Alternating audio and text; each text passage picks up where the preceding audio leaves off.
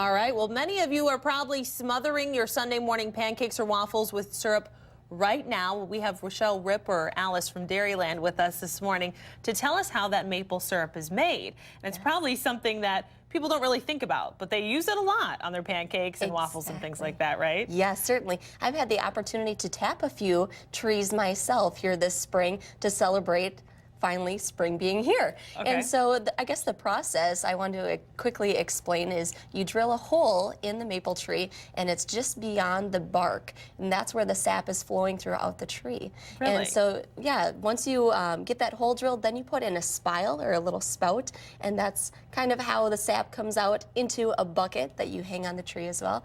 And so our maple syrup producers are collecting that sap, boiling it down to create this delicious product for us. It's always amazing to think that syrup comes from trees or something Yes. so natural, but you said last year with the drought and how dry it was, there wasn't very good for producing maple syrup, right? Yeah, our maple syrup season was very short last year, but I think with the moisture, the lots of snow that is finally melting has really helped our maple syrup producers this year. So that's one good thing about the long winter that we Exactly. had then, but we're looking forward to using that. And so you actually brought along some pancakes, Yes. so that's a perfect example. And then is this an example of the maple syrup that you have that they actually were able to create? Yes, Yeah. exactly. Okay. And you can find it in different shades, and some people, wonder what that really means. Right here I have a dark amber, and that is from later in the season. So, throughout the season, the color of the syrup changes because of the sugar content too.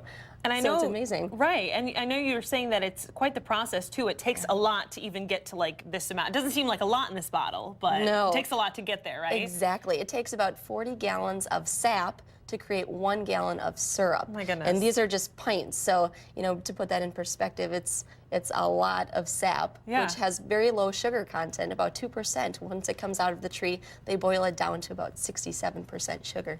Now, I can imagine that, they have so many different kinds at the stores, but having that pure maple syrup, I'm sure there's some healthy factors to it too, even though it has that sugar in it, but it's something natural that you can add to your food, right? It is. It's straight from our Wisconsin trees, which is a great treat. And it's not only healthy for us because it's a natural sugar, but it's also healthy for our economy here in Wisconsin too, supporting those local sugar makers, as they're called. There you go. Well, thank you so much for coming here. You're just making me hungry.